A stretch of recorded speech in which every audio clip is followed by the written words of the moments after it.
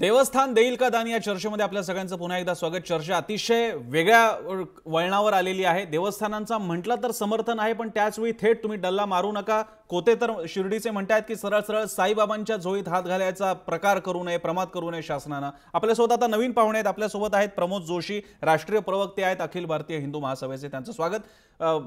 प्रमोद जोशीजी, या सगळ्या विषयाकडे कसं पाहताय? बहुतांश लाभार्थी हिंदूच असणार आहेत अशा व्यवस्थेचे, मग देवस्थानांच्या या प्रचंड संपत्तीतला 50 नाही 25-30% वाटा जरा बाहेर दरवर्षीचा स्पेसिफिक काढायला काय हरकत आहे? नाही, या बाबतीमध्ये हे धोरण कंपल्सरी करू नये असं आमचं स्वतःचं मत आहे। असं सावरकरी विचारांचे प्रमोद जोशी म्हणतात, त्याचे मला आश्चर्य वाटतं। कारण असं आहे की भाजपचं सरकार जेव्हा सत्तेमध्ये आलं तेव्हापासून देवस्थानांच्या संपत्तीवरती यांचा डोळा आहे आणि देवस्थानाची संपत्ती ही लोकांनी दिलेल्या दानातून जमा झालेली संपत्ती आहे।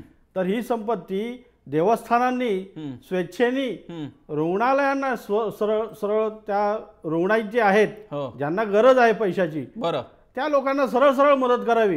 हे सरकारच्या माध्यमातून करणं म्हणजे हे अधिग्रहण आहे आणि सरकारी संपत्ती बनवण्याचा हा षडयंत्राचा प्रयत्न। सरकार म्हणजे कोण? सरकार म्हणजे हे प्रयत्न अशाच पद्धतीने चाललेले आहेत की आड रस्त्याने जाऊन लोकांना मदतीचा हा देखावा करायचा आणि त्या पद्धतीने हे सर्व काही चालू आहे।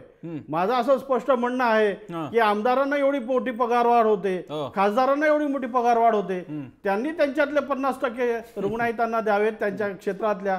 लोकसभा जोशीजी, हा विषय किमान दोन जय महाराष्ट्राने या विषयाबद्दलची मोहीमच चालवली होती आणि 2 वेळा हा विषय चर्चेला आलेला आहे, त्यामुळे मी पगारवाढा विषय आता घेत नाही तर वेळच पुरणार नाही। पण तुम्ही म्हणताय तो एक मुद्दा मी तुम्हाला सांगतो, शिर्डीचे मान्यवर पण इथे आहे, तुम्ही म्हणताय की देवस्थानानेच खर्च केला पाहिजे। शिर्डी देवस्थान देशातलं एवढं श्रीमंत देवस्थानांपैकी एक असून सुद्धा शिर्डीची दुरवस्था कायम आहे। कोतेंना याबद्दलचा प्रश्न विचारतायत हिंदू जनजागृतीचे कोचरेकर, विचारा। हिंदू जनजागृती समितीने अशा प्रकारचे म्हणजे भले ते मंदिरातले भ्रष्टाचार असो त्याच्यावर सातत्याने अशी कठोर भूमिका घेतलेलीच आहे। मग ती पश्चिम महाराष्ट्र देवस्थान समितीमधला भ्रष्टाचार असो किंवा पंढरपूरच्या मंदिरातला भ्रष्टाचार असो, आज जवळजवळ हिंदू विधिज्ञ परिषदेने न्यायालयामध्ये याचिका दाखल करून शासकीय जमीन जवळजवळ 1300 एकर शासकीय जमीन परत मिळवून दिलेली शासनाला। इतकंच काय तर पंढरपूर मंदिरात जवळजवळ गेले 30 वर्ष आपला जो मुद्दा आहे 100 एकर जमीन, ही जी धर्मस्थळं आहेत त्याचा पैशाचा विनियोग अगदी नीटच चाललेला आहे। ती शहरं तरी नीट डेव्हलप झालीत का मला सांगा तुम्ही? शिर्डीचं स्पेसिफिक उदाहरण नाही, शिर्डीच्या बाबतीत म्हटलं तर खरोखर आता मध्ये जेव्हा शंकराचार्य आणि साईबाबांच्या संदर्भात वाद झाला त्यावेळेला आम्ही भूमिका मांडली होती की तिथे जर धार्मिक स्थान आहे तर तिकडची धार्मिक स्थळाची शुद्धी असायला हवी, तिकडचं पावित्र्य जपलं जायला हवं। इतकंच नव्हे तर तिकडे धार्मिक ग्रंथांचं प्रदर्शन असायला हवं। त्याच्याऐवजी आज शिर्डीमध्ये काय दिसतंय? शिर्डीमध्ये आज दारूंची दुकानं मोठ्या प्रमाणात आहेत। लोक शनिवार रविवार, आम्ही एक लक्षात घ्या, मी कुठल्याही प्रकारे कोणाची धार्मिक भावनांना ठेस पोहोचत नाहीये, पण साई भक्तांनीच अशा प्रकारची भूमिका आमच्याकडे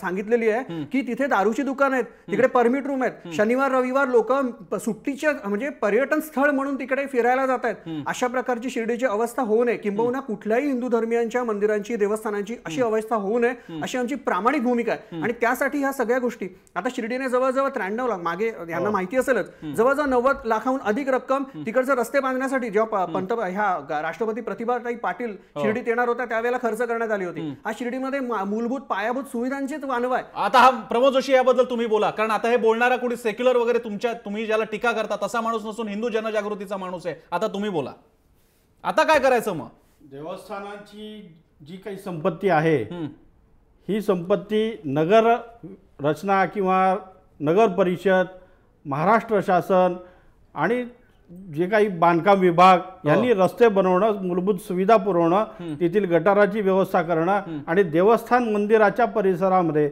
असलेली दारूंची दुकानं किंवा जे काय म्हणतात आता लॉजिंग बोर्डिंग ह्या ज्या काही पद्धती आहेत ह्या सर्व ज्या आहेत त्या मंदिराच्या कमीत कमी 5 किलोमीटर दूर त्याची व्यवस्था करण्यात यावी, जेणेकरून त्याचा दर्शनार्थींना त्याचा नाही हे छोटे मुद्दे झाले प्रमोद जोशी। जो मुद्दा असा आहे की या पैशाचा विनियोग आता हा किती ऐच्छिक ठेवावा आणि किती लोकांचे प्रतिनिधी म्हणजे शासन सरकार असेल तर त्यांच्या ताब्यात थोडाफार द्यायला। बरं, कोणी सत्या नाही मागत आहे तुमच्या देवस्थानाची, त्यातल्या निधीतला काही पार्ट विनियोग व्हावा एवढ्याच पुरतही मागत नाही। देवस्थानांनी पैसा द्यावा, आमचा त्याला विरोध नाहीये। उलट देवस्थानातला पैसा जो आहे तो लोकांनीच दिलेला आहे आणि लोकांच्या मदतीसाठीचा वापर झाला पाहिजे, बरं. आमची स्पष्ट भूमिका आहे. परंतु त्यासाठी सरकारच्या माध्यमातून ठीक आहे, मी हा प्रश्न विचारतो. मला मान्य आहे. मी माधव भंडारेंकडे जातो. माधव भंडारेजी, इथे आपले जे मान्यवर देवस्थानचे ट्रस्टीज आणि शिवाय हिंदू संघटनांचे प्रमोद जोशी आणि कोचरेकर आहेत सनातनचे, यांचं म्हणणं आहे की तुमच्या हेतूबद्दल आम्हाला शंका नाहीये,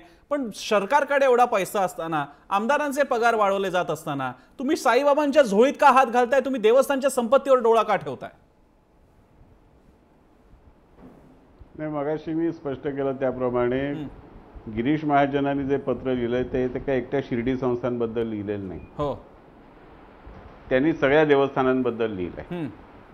आणि दुसरं काही त्यांनी हा देवस्थानांचा पैसा शासनाकडे वर्ग करावा असंही म्हटलेलं नाही. जे देवस्थानांच्या व्यवस्थापनाचे कायदे आहेत त्या कायद्यामध्ये तरतूद असेल तर ठीक आहे, तरतूद नसेल तर त्यांच्या खर्चामधल्या तरतुदीत पागेसाहेबांनी सुचवल्याप्रमाणे व्यवस्था करून त्यांचा 50% खर्च त्यांनी रुग्णसेवेसाठी करावा, ही व्यवस्था करता येते. त्याच्यामुळे शासनाकडे तो पैसा मागितला अशातला काही भाग नाही. बरं, हा पैसा रुग्णसेवेसाठी यातला काही अंश जावा हा त्यांचा त्यातला आग्रह आहे. आणि कुठल्याही मानवतावादी माणसाला, कुठल्याही मानवतावादी विचार करणाऱ्या व्यक्तीला पटायला अडचण येऊ पटण्याजोग आहे. मी हा विचारतो, मी कोतेंना प्रश्न विचारतो. कोतेजी, माधव भंडारे जसं आता म्हणतायत तो मुद्दा त्यांनी आता एक चांगली गोष्ट स्पष्ट केली. कोतेजी, हा पैसा शासनाला नकोय, तुम्ही हा रिझर्व करायचा, पण हा कंपल्सरी तुमच्या त्या एकूण निधीपैकी दानामधल्या पर्टिक्युलर पार्ट हा दरवर्षी अनिवार्य पद्धतीने रुग्णसेवा असो नाही तर शेतकऱ्यांना असो तो दिला जाईल वेगळ्या मदतीच्या स्वरूपात, अशी ही केवळ निर्बंध असणार आहे. याला नकार काय तुमचा? खऱ्या अर्थानं आज मी आता इथे सर्वजण विद्वान आहात, मी एक सर्वसामान्य शेतकऱ्यांचा मुलगा आहे. मी आज या ठिकाणी आहे ते केवळ साईबाबांची कृपा माझ्यावर आहे म्हणून. खऱ्या अर्थानं प्रत्येक वेळेस आपण साईबाबांच्या संपत्तीविषयी या ठिकाणी बोलत असतो. खऱ्या अर्थानं या बसलेल्या मान्यवरांपैकी कोणाला तरी माहीत आहे का साईबाबा संस्थांची वार्षिक उलाढाल किती आहे? तर तो आपणास मला सांगायला या ठिकाणी नक्कीच आनंद आदर वाटतो की साईबाबा संस्थांच्या वार्षिक उलाढाल ही जवळपास 380 कोटीची आहे. आणि वार्षिक खर्चाच्या बाबतीत आपण देखील या ठिकाणी कानाडोळा करू शकत नाही. जवळपास 310 कोटीचा खर्च साईबाबा संस्थानला वार्षिक या ठिकाणी उचलावा लागतो. जवळपास 6,500 कर्मचाऱ्यांचा खर्च या ठिकाणी साईबाबा संस्थानला उचलावा लागतो. मग त्याच्यामध्ये लाईट बिल असतील, कर्मचाऱ्यांचे पगार असतील, कर्मचाऱ्यांचे मेडिकल क्लेम असेल, असे अनेक खर्च साईबाबा संस्थानला आहेत. त्याविषयी कोणी चर्चा करत नाही. साईबाबा संस्थांच्या एकूण दानापैकी रिकरिंग एक्सपेन्सेस आणि परमनंट एक्सपेन्सेस हा सगळा तुमचा जे काही खर्च आहेत, सगळे बिल्स आहेत वेगवेगळे, सगळे काय तुम्हाला प्रसादासाठी सगळ्या प्रोक्युरमेंट करावे लागतील, हा सगळा खर्च वगळता किती पैसा उरतो? खऱ्या अर्थानं मी तुम्हाला या ठिकाणी तेच सांगतोय, जेवढं साईबाबांचं उत्पन्न आहे त्याच प्रमाणात या ठिकाणी खर्च केला जातो. आज तुम्हाला सांगायला या ठिकाणी आनंद वाटेल, 1962 पासून जो साईबाबांनी रुग्णसेवा हीच ईश्वर सेवा असा उपदेश आम्हाला दिलाय. 1962 पासून साईनाथ रुग्णालयामध्ये गोरगरीब जनतेची सेवा करत येते. आजपर्यंत लाखो रुग्णांची या ठिकाणी सेवा केलेली आहे, रुग्णांनी त्या ठिकाणी लाभ घेतलेला आहे. आणि 2006 मध्ये या ठिकाणी सुपर हॉस्पिटल या ठिकाणी स्थापन केलं. जागतिक कंपन्यांचे यंत्र, त्याचप्रमाणे अवगत असं अद्ययावत तंत्रज्ञान वापरून या ठिकाणी सुपर हॉस्पिटल 300 जे बेड्स आहे त्या ठिकाणी देखील आजपर्यंत 9 लाख रुग्णांनी त्या ठिकाणी लाभ घेतलाय.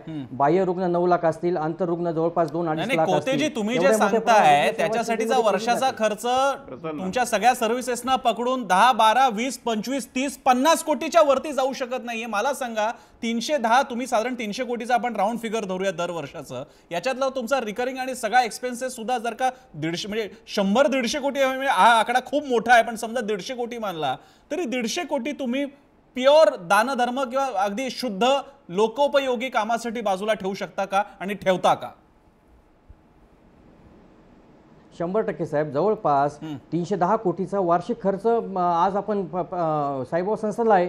त्याच्यामध्ये प्रसादालयाचा मोठ्या प्रमाणात तोटा असतो. तोटा म्हणजे तो ज्या साई भक्तांमुळे हे साईबाबा संस्थान चालतंय त्यांना चांगल्या प्रकारचं अन्न देण्याची भूमिका साईबाबा संस्थांची असते.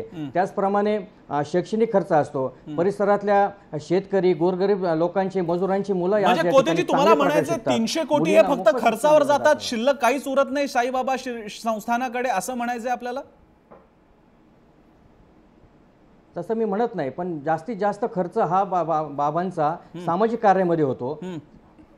बरं बरं, माधव भंडारेंना सुद्धा काही मध्ये बोलायचं होतं. भंडारेजी काय म्हणताय? नाही, दोन गोष्टी याच्यामध्ये आहेत. पोटे साहेब हे उपनगराध्यक्ष सुद्धा आहेत. हो, सहज माझ्या मनातली शंका म्हणून की शिर्डीसारखं देवस्थान असेल, शेगावसारखं देवस्थान असेल, हो, या देवस्थानांची उलाढाल ही त्या त्या शहराच्या नगरपालिकांपेक्षा जास्त असावी. बरोबर आहे.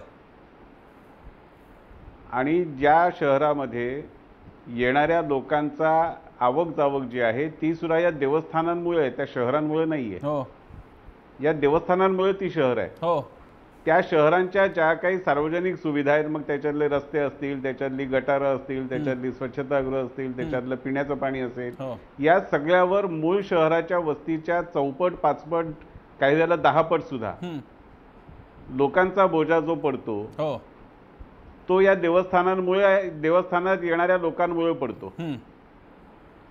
या सगळ्या सार्वजनिक सुविधा देण्याचं काम हे शासनाच्या पैशातून केलं जातं. आणि त्या ठिकाणी जर स्वच्छतागृह नाही मिळाली, पंढरपूरला स्वच्छतागृह नाहीत, आपण सगळेजण शासनाला जबाबदार धरतो. बरोबर आहे, बरोबर आहे.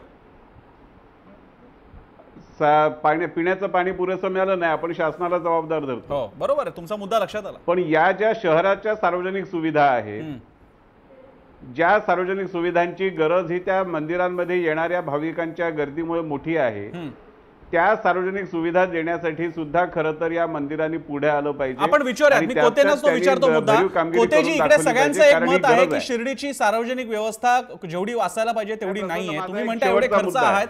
शिर्डीमध्ये अजूनही नागरी समस्या कायम काय आहेत? एवढा जर का शिर्डीचा देवस्थानचा उलाढाल आहे तर शिर्डी नगर परिषद करून करून किती करणार? मग साई देवस्थान संस्था थोडासा खजिना रिकामा का नाही करत? खऱ्या अर्थानं आमची वारंवार मागणी असे साईबाबा संस्थानला की जास्तीत जास्त सेवा सुविधा तुम्ही ह्या साई भक्तांसाठी करा, जेणेकरून साई भक्त इथे येणारा साई भक्त हा मोठ्या प्रमाणात येऊन पुन्हा एकदा साईबाबांचा सोयीनं असं साईबाबांचं दर्शन घेईल.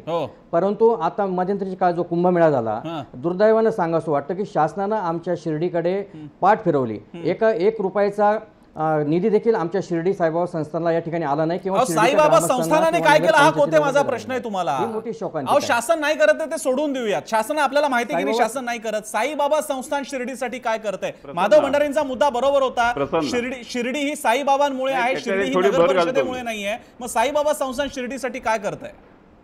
कोते, साईबाबा संस्थान ही आमच्या सर्व परिसरातली साहेब मोठी कामधेनू आहे. आणि या ठिकाणी 3-3.5 वर्षापासून त्रिस्तरीय समिती होती.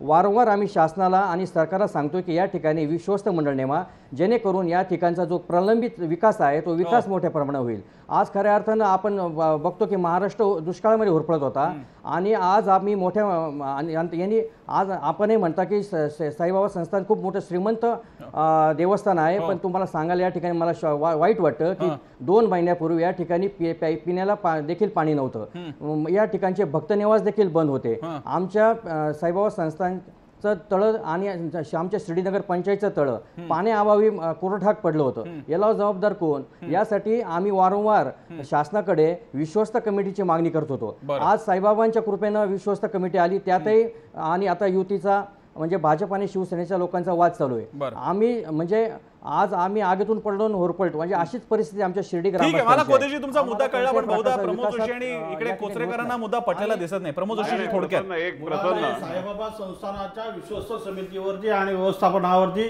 जो राजकीय पगडा आहे तो दूर व्हायला हवा आहे. त्याच्या हस्तक्षेपामुळे सगळी अव्यवस्था पसरलेली आहे. आमचा स्पष्ट आरोप आहे तिथे वर्षानुवर्ष काँग्रेसने राज्य केलेलं आहे आणि त्यांनी या इथे सगळा हा घोळ करून प्रचंड प्रमाणामध्ये भ्रष्टाचार केलेला आहे.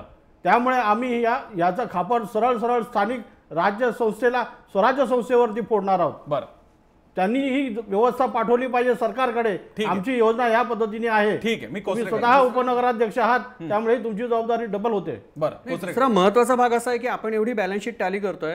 भंडारे साहेबांनी आता सांगितलं, पण ज्या देवस्थानांमध्ये अशा प्रकारे लाखोंचा लोंढा येतो त्यावेळेला पर्यटनापासून म्हणजे तुमचं ट्रान्सपोर्ट असेल, तिकडच्या सोयी सुविधा असतील, म्हणजे तिकडच्या हॉटेल्स असतील, फुलवाले, नारळ, ह्या सगळ्यांच्या रोजगाराची व्यवस्था ह्या लोकांमुळे होते आणि त्यातून ते समाजाला घडवण्याचाच भाग केला जातो.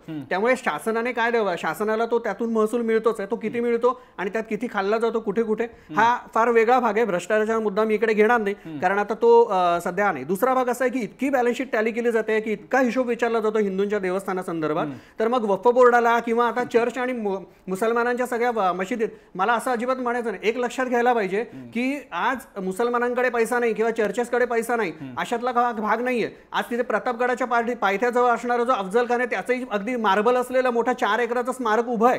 त्यामुळे हिंदू अगदी श्रीमंत आहेत आणि मुसलमान आणि सगळे ख्रिश्चन आहेत ते अगदी कफल्लक आहेत आणि त्यांची देवस्थानं अगदी रसातळाला गेलेली आहेत. असं अजिबात समजू नका. पण त्याच्या पैशाचा खर्च काय आपण पाकिस्तानच्या मदतीसाठी करणार आहोत अशातला भागच का? नाहीये. मी एखाद्या जर का शिर्डीच्या सगळ्या देवस्थानांनी मिळून समजा महाराष्ट्रामध्ये एक प्रचंड मोठं सुपर स्पेशालिटी हॉस्पिटलची रांग लावून टाकली, त्याचे सगळ्यात मोठे लाभार्थी हे लोकसंख्येच्या प्रमाणात हिंदूच असणार आहेत. मग कशाला पोटात दुखतंय आपल्या? मग त्यांचा पैसा काय करणार आहे? त्यांचा पैसा काय फक्त हजला आम्हीच द्यायचा तो जाण्याचा सुद्धा? इकडच्या चर्चेस जे काही काम करतायत, कितीतरी ठिकाणी धर्मांतराची कामं चालतात, ही सगळ्या अशा सेवाच्या माध्यमातूनच चालतात. त्यामुळे हिंदूंचा पैसा आता जो शासकीय कामांमध्ये आज भाजपचं सरकार आल्यानंतर मोठ्या प्रमाणात काळा पैसा आम्ही खेचून आणू, तो कोट्यावधी रुपयांचा काळा पैसा आज राज्यकर्त्यांमुळे सगळा निर्माण झालेला आहे. हा जो पैसा आहे तो इथे आल्यानंतर म्हणजे चिखलामध्ये तुम्ही कितीही चांगलं पाणी होता, जोपर्यंत तो चिखल साफ होणार नाही तोपर्यंत हे चांगलं पाणी होत नाही, ते सुद्धा चिखलच करणार आहेत. ठीक आहे. कार्यक्रमाच्या शेवटी मी पागेंपासून सुरुवात केली होती, मी पागेंकडे परत एकदा जाईन. पागेजी, दोन काही तत्वचिंतन, काही तात्विक सुद्धा मतभेदाचा भाग आहे. एक म्हणजे धर्म,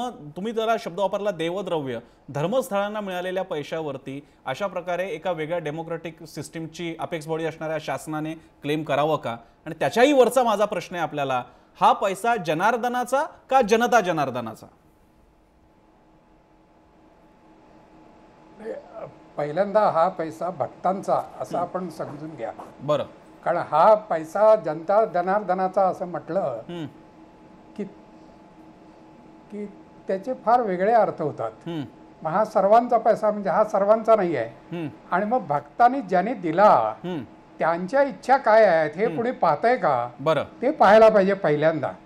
आणि ते पाहून त्या येणाऱ्या देवद्रव्याची कशी तरतूद करायची, बरं, हा वेगळा प्रश्न आहे. आणि ती पुन्हा कायद्यात योग्य त्या सुधारणा करूनच करावी लागेल, नाहीतर अशी करता येणार नाही. निदान मंदिर समितीला करता येणार नाही. आणि शासन आणि हल्ली एक झालंय पण की समजा न्यायालयाने एखादी ऑर्डर केली तर कोण कायदा आहे काय न बघता न्यायालयाची ऑर्डर आहे म्हणून ती अंमलात आणा, असं जे होत आहे तसं होईल आताच्या सजेशनमुळे. बरं, एवढंच माझं म्हणणं आहे. ठीक आहे. कार्यक्रमाच्या शेवटी आपण लोकांना सुद्धा प्रश्न विचारला होता, तो आधी जाणून घ्यायत की लोकांचा या सगळ्या चर्चेबद्दल काय मत आहे. आपला प्रश्न होता, देवस्थानांनी रुग्णसेवेसाठी 50% निधी द्यावा, ही गिरीश महाजनांची सूचना योग्य आहे का? काय तुम्ही त्याला कौल दिलेल्या स्क्रीनवरती पहा, आपण पाहू शकतो लोकांनी, म्हणजे तुम्हीच त्याला काय कौल दिलेला आहे. 86% लोक म्हणतात ही सूचना योग्य आहेत. आणि हे म्हणायची काही हे तो रंग हिरवा असला तरी कोसरेकरजी ते उत्तर देणारे बहुतांश हिंदू असणार आहेत. हे तुम्ही आमच्या ट्विटरवरती जाऊन चेक करू शकता. हिरवा रंग बघून लगेच तुम्ही असं नका म्हणू की हरकत नाही, तुम्ही बघू शकता कारण ट्विटर अकाउंट आमचा ओपन आहे, बघू शकता. प्रश्नाच्या कार्यक्रमाच्या शेवटी या देशामध्ये अशा प्रचंड संपत्तीची मंदिरं आजच आहेत अशातला भाग नाही, प्राचीन काळापासून आहेत. आणि त्या संपत्तीसाठीच या देशावरती आक्रमणं सुद्धा झाली, ती मंदिरं फोडली गेली दुर्दैवाने. तीच संपत्ती जर का लोकोपयोगी कामाच्या माध्यमातून लोकांपर्यंत गेली असती तर कदाचित मंदिरं ही संपत्तीचं आकर्षण केंद्र ठरली नसती परदेशी आक्रमकांसाठी. आज अशी वेळ या मंदिरांनी स्वतःवरती आणू नये की आता परदेशी नव्हे, देशातले तुमच्या धर्माचेच माणसं कदाचित या मंदिरात घुसतील त्या संपत्तीसाठी. अशी वेळ आणायची नसेल तर सरकार, जनता आणि त्या मंदिर देवस्थानांनी मिळून याबद्दलचा एक सामोपचाराने निर्णय घ्यावा. जनार्दन तर महत्वाचा आहेच, पण जनता जनार्दन असेल तर जनार्दनाला कोणीतरी किंमत देणार आहे, त्याला श्रद्धा अर्पण करणार आहेत, याचाही विचार सगळ्यांनी करावा. याच मुद्द्यासह आपण चर्चेमध्ये इथे थांबतोय. या चर्चेसाठी माधव भंडारी, आपण, नरेंद्र राणेजी, अशोकराव गोडसे, तुम्ही, शशिकांत पागेसर, निलेश कोते, कारण ते खास शिर्डीवरनं आले, त्यांचे खास आभार, सतीश कोसरेकर आणि प्रमोद जोशी, सगळ्यांचे आभार. चर्चेमध्ये इथे थांबूयात. पाहत राहा जय महाराष्ट्र.